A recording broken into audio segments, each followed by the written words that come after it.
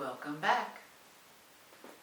When we last left our story, Polly had visited Helen's house shortly after Doris had left town.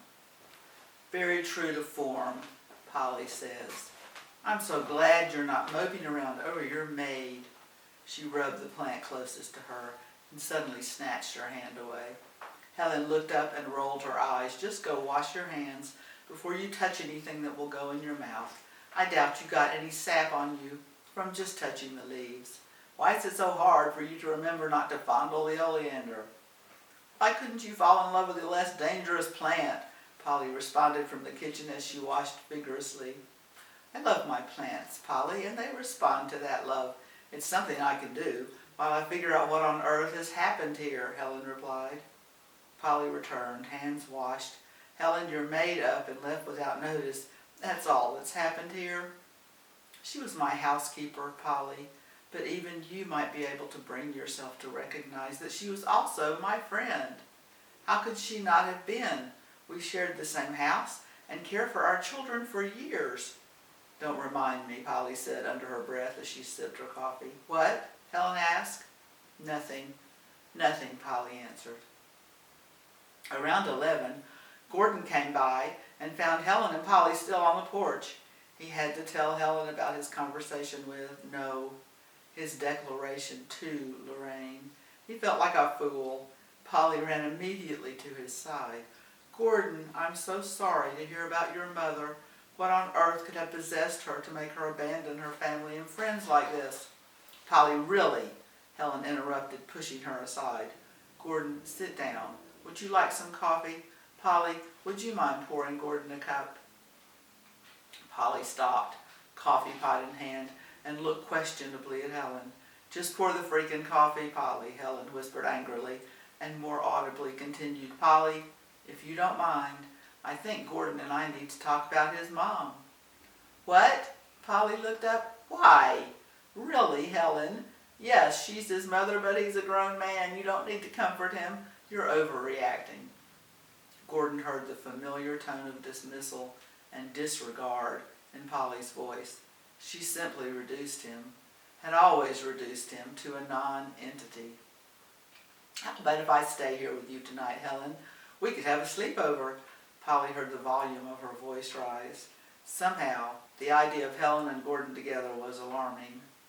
"A sleepover? Well, that is a new one." Helen hugged her friend. "And that's sweet, Polly, but not tonight. I really do think Gordon and I need to talk. I'll call you tomorrow, I promise." As soon as Polly left the room, Gordon started to speak. Helen hushed him until she heard Polly's car door shut. Gordon sat down and leaned his head into his hands. An affair with Joe's wife, Joe's pregnant wife, that was one thing. That was justice, long overdue and delicious. But he had been a complete fool to confide in her about his mom and Helen. "Helen, this is my fault," he blurted out suddenly. "I'm an idiot. I told Lorraine. She must have confronted Mom." "Slow down, Gordon." Helen sat down beside him, smiling. "Your mother is fine." "I was just going to call you. She only went to your grandma's house." Gordon looked up in surprise. "That's all I know," Helen continued. "I'm going to see her as soon as I can. She wants to tell me what happened in person, but it sounds like maybe that's why you're here as well."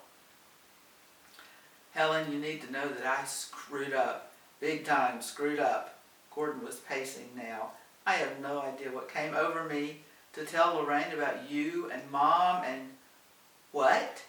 Wait, you did what?" Helen looked at Gordon with some alarm. "I'm so sorry," Gordon replied and collapsed into a chair.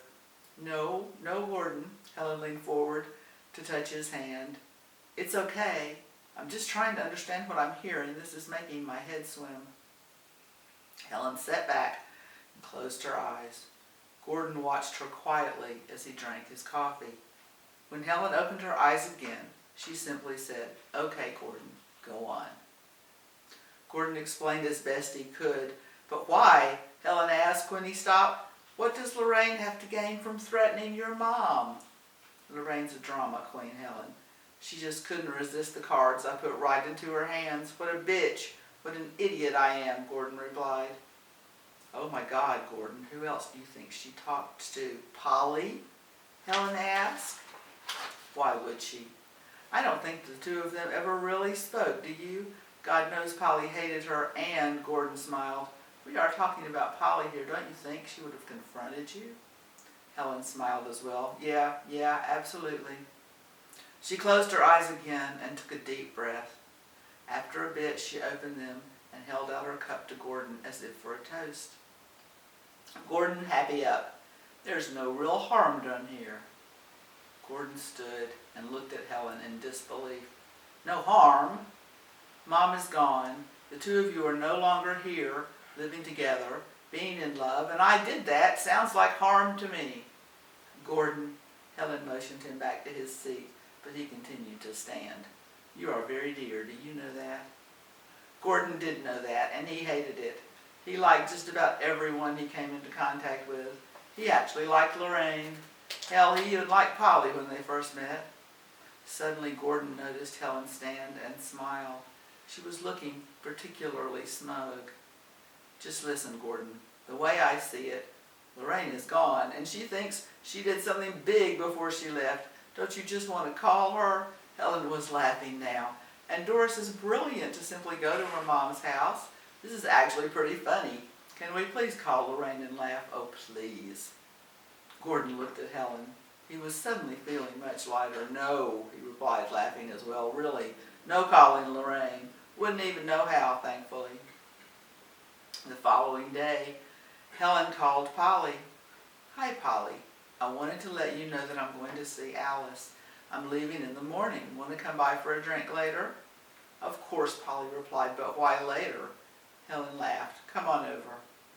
At least, thought Polly, visiting Alice will distract Helen from thinking about Doris. It wasn't uncommon for Helen to suddenly decide she had to visit her daughter. When Helen suddenly announced that she was going to see Alice for no particularly clear reason, Polly was not surprised. Chapter 7. Doris ran to the door and opened it. She hugged Helen so hard that she winced. I haven't been gone 2 days, dear. Come in. Doris, Helen began, fighting back her tears. I thought you left me, and I couldn't imagine what I had done. You did nothing. Nothing. Sit down. This was Lorraine's doing, sweetie. All Lorraine. The lie seemed to stick in Doris's throat. Lorraine had made absolutely sure that Doris knew of Polly's role in this mess, but Doris simply saw no reason for Helen to know of Polly's deception. No reason to tell her that Polly had paid Lorraine, that through Lorraine, Polly had threatened to make Doris's life impossible if she ever returned to Dysonville. I know what happened, Helen said suddenly. Doris looked up, afraid of what she might be about to hear. You know? How do you know? What do you know? It's okay, Doris. I'm none the worse. I know that Lorraine threatened you, threatened us, with exposure if you didn't get out of town. I have no idea why she would do that, but who can fathom why Lorraine does anything? Lorraine, yes, it was Lorraine, Doris responded, relieved. I'm not sure why either. This time the lie came just a little more easily. If Helen thought that this was all on Lorraine, so be it. She would protect Helen even if she had to lie to her every day. How long can you stay, she asked. A couple of days, Helen replied. How's Gordon? Doris asked. Helen hesitated. She wondered how much to say. In the end, she only said, Gordon's fine. He knows where you are. I'm sure he'll be over very soon. Any coffee? Of course, dear. It may be a bit old. Want me to make another pot? Doris offered.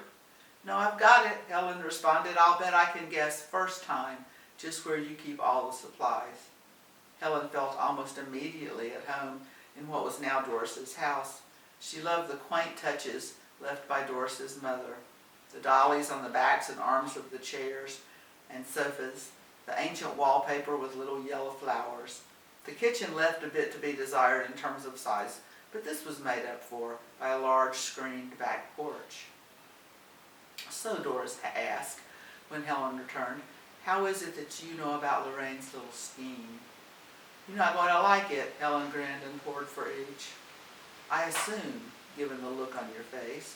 You look a bit worn, Doris replied. Helen took Doris's hand. I'm fine, really, especially now.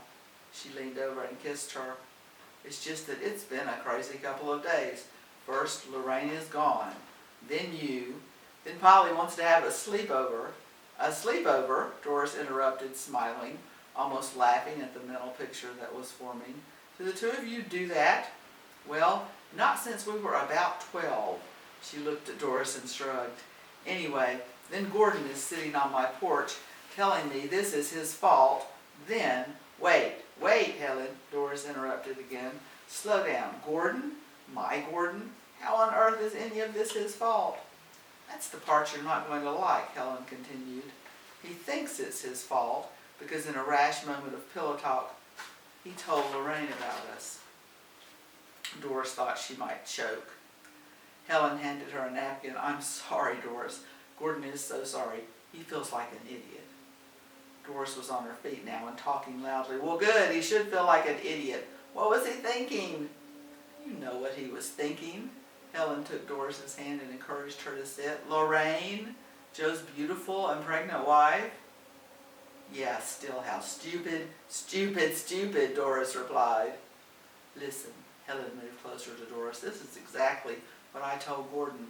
It doesn't matter. Doris looked at Helen questioningly. How can it not matter, Helen? Of course it matters. Just listen, Helen continued. I love you. Gordon loves you. And Lorraine is gone. It seems to me that it would be very easy for you to just come back to Dysonville. I don't think Lorraine really thought this through. Big surprise. No, Helen, I won't come back, Doris said emphatically. Why on earth not? Helen asked, surprised and a little hurt. Doris, noticing the look in Helen's eyes, drew her closer and continued. Because I'm being selfish. Personally, I like the idea of having a secret hideaway all our own. I mean, the grocery store is a good enough excuse to come this far. Doris kissed her. Helen couldn't help but agree. Doris felt a great sense of relief. Chapter 8. Polly, Helen called, having let herself into Polly's front door. It's 4 o'clock, Polly. Martinis? Lillian, you're here on a Sunday? Polly is working you too hard. Lillian Morgan, at age 15, was beautiful and blonde, just like her mother, but with her father's jovial personality. She often did odd jobs or house cleaning for Dysonville families in order to earn pocket money. Polly called and asked if I could come by to clean and wash. She answered Helen in a near whisper. She said to please be as quiet as possible because she has a sick headache, whatever that is, and she went to bed. I haven't seen her at all. Polly came around the corner from her bedroom pale and exhausted, her attempts to stave off panic with sleep having utterly failed. She waved goodbye to a bewildered and concerned Lillian and waved Helen toward the den. Help yourself. Should be martinis in the pitcher. Pour one for me. Be right there. As soon as Polly reappeared, Helen started talking as if in mid-thought. What are we going to do about Lorraine? She has to go. And why would you ask Lil to work today? Do you think she's seen her mom? It was easy to walk between the boxwoods and the bricks that walled in the rectangular porch that fronted Polly's house. Pretty much anywhere the two women chose to sit inside the house, Lillian could find a hidden spot from which to hear what they were saying. Eavesdropping on Polly and Helen meant that Lillian, of all her circle of friends, had the best dope on what was up. The more the martinis, the higher the volume, and the better the stories. But hearing Helen mention Noelle, her mother's name, was a first. She covered her mouth to keep from exclaiming aloud. Lillian knew that when she was a month old, her mother had decided that she couldn't stay with the family any longer. Joe had been very clear that her leaving had nothing to do with Lillian and everything to do with the bad marriage. That was all she knew. She was pretty sure that was all she wanted to know. Lillian was torn between wanting to hear more and wanting to ask her dad why on earth he hadn't told her. She stayed. Polly sank into her chair and took a longer than ideal swig of her drink. She realized with some alarm that she preferred not to meet Helen's gaze. It was thoughtless to call Lillian. She began just force of habit, I guess. She seems fine. So I would say no. She has no idea her mother is in town. Lorraine is just a nuisance, Helen. I don't think we could get rid of her. How on earth would we do that? She's here. Who knows why and who knows for how long? We just need to write it out and hope she'll behave. Excuse me, a nuisance? She's a meddlesome witch who enjoys nothing more than making other people unhappy, Helen replied. She threatens the happiness of any number of people we love, Polly, particularly Joe and Lillian. Lorraine is much more than a nuisance. Why on earth is she here? What can she possibly hope to gain? This makes no sense, Polly. What did she say to you this afternoon? Polly finally looked up. Her eyes were red. Her face was pale. Absolutely nothing worth repeating, she responded. She finished her drink and closed her eyes. Soon she noticed a sudden warmth, accompanied by the temporary clarity alcohol can bring. For the first time in hours, she felt her stomach unknot. Damn it, Helen, we're not going to let that money-grubbing opportunist hurt anyone. Don't worry, I'm on to her, and she knows it. Polly heard herself lie. Pour me another. Helen hesitantly obeyed. Polly, what did she say to you this afternoon that would upset you this much? What makes you so sure it's Lorraine upsetting me? Polly snapped. Maybe I felt sick and tried to sleep and couldn't. Maybe I've been crying over some stupid TV show. Is Lorraine the only thing you could talk about? Short of killing her, Polly swigged her new drink. What in the hell do you think we can do? Helen smiled broadly. You think we could pull that off? Polly laughed, but both wondered through the alcohol haze if that might not actually be an option. We need to eat, Polly. What do you have in the fridge? Lillian made it to the edge of Polly's drive before throwing up. She rose slowly, made her way to the bar on foot, and let herself in the back door. She knew her dad would be in the middle of a busy happy hour, so she sat down in the storage room and tried to recall the conversation she had just overheard. She felt the need to remember every detail. Had Polly and Helen seriously been laughing about killing her mother? How horrible a woman is she? Did her dad know her mom was here? If so, why didn't she? Did her mom want to see her? If so, why hadn't she? Did she want to see her mom? What would she say? Would she dissolve into tears? Would her mom? Lillian, is that you in the back room, or do I have mice again? Joe entered the storage room for a new keg, noticed it was dark, and wondered if the light had burned out. He flipped the switch and saw his daughter sitting in the corner, her knees pulled up to her chin, her head down. She looked up slowly when he entered the room. Lillian, what's wrong? Are you sick? Joe felt her forehead. Lillian looked at her father, searching his face. Dad, did you know that Mom's in town? Yes, Joe answered quietly and sat down on the nearest box. Helen called me. Were you going to tell me? Lillian asked without shifting her gaze. Of course, honey. Later this evening, when things slow down enough to take a reasonable break. I'm sorry I wasn't the one to tell you. I only know that she's here. I don't know why, neither does Helen. She wanted to get to me before Lorraine, Joe paused, before your mom did, so I could think about what to say to you, how to try to help you understand. So you've seen her? No, actually Helen kind of told me too. I overheard a conversation between her and Polly, Lillian responded. Sweetie, Joe continued, your mother is a complicated person. She's difficult to get to know. She's not trustworthy, and she usually doesn't make a move unless it will be to her benefit. It's difficult to ever know just where you stand with her and just what she's thinking. I know that's not what you want to hear, but you're certainly old enough and wise enough, Joe smiled at his daughter and stroked her hair, to hear the truth. Joe paused again. Do you want to see her, to talk to her? Truthfully, Dad, I don't know. Do you think she'll want to see me? She dissolved into tears just as Lorraine entered the front door of the bar. The bartender saw her first, then all eyes turned. Well, boss, Andrew said quietly through a small opening in the storage room door. I'll give her points for courage, or maybe she's just gall. She's here. Lillian felt her stomach tighten. She thought she might throw up again.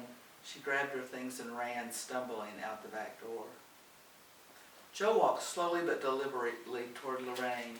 He took her arm, smiled at his customers, and guided her somewhat forcefully to the back. "Can't believe you would show up here. Did you want to see me, or worse, Lil? Do you know the effect it would have on her after 15 years of no communication at all? She's literally sick with worry and confusion." "Does she want to see me?" Lorraine asked. "Lorraine!" Joe grabbed both her arms and shook somewhat harder than he had intended. "She has no idea whether or not she wants to see you, or more important to Lillian, whether or not you want to see her." "If she wants to see me, I'll see her," Lorraine responded, walking out of his grip. "She's certainly old enough to make that kind of a decision for herself. Can you make me a drink, please?" "No, actually," Joe responded. "As the owner, I'm refusing service. Please leave." Lorraine looked at Joe and smiled. "For now." Gordon rose from his seat in the farthest corner of the bar and followed her out. Chapter 9. "Andrew, watch the bar for a minute, will you?" Joe asked. "Sure, boss," Andrew replied. Joe followed Gordon quickly, but soon slowed down enough to listen without being seen. "Lorraine." "Well, if it isn't Lorraine Hamilton, did you keep the Morgan or lose it?" Lorraine stopped and turned to see Gordon following. "Gordon Martin, you're looking good for an old man." "Lorraine, why are you here? Need to trash another life or two?" Suddenly it seemed that no time had passed. Gordon spoke through clenched teeth. He thought he might be angrier than he had ever been in his life, but all he could see was the most beautiful woman he had ever known. "Maybe I'm here to see you," Lorraine replied with a smile. Gordon turned away from her. "Give it a rest, Lorraine. I know what we did to Mom and Helen." He turned back to face her. "What on earth were you thinking? Was it just too much to resist the drama? Were you really that miserably bored, and then to just leave?" Lorraine laughed and kissed Gordon on the cheek. "Are you still living at the same place? I know you never married." Gordon grabbed Lorraine and pushed her to an arm's length away and asked again, "Lorraine, why are you here?" Lorraine smiled and he loosened his grip. She kissed him again, this time on the lips. Joe stopped in mid-stride, smiled cynically, then rolled his eyes. This was a familiar scene that had taken up right where it had left off 15 years ago.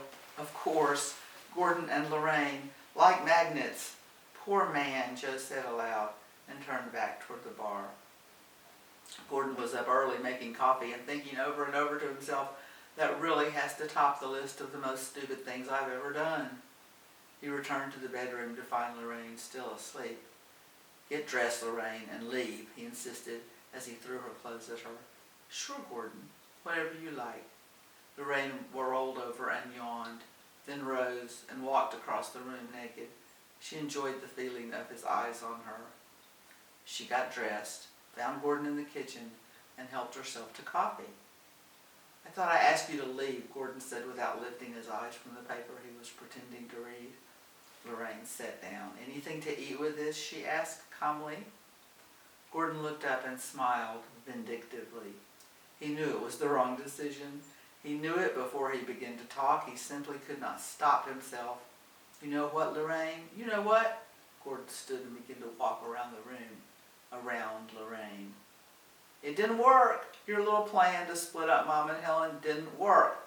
What do you think about that?" Lorraine dismissed the idea with a wave of her hand. "Didn't work? What do you mean it didn't work? Your mom's not in Dysonville." Lorraine looked questioningly at Gordon. "Is she? And for that matter, why would I care? This is really old news, Gordon." "Mom's not in Dysonville, Lorraine. She's..." At this point, Gordon began to laugh.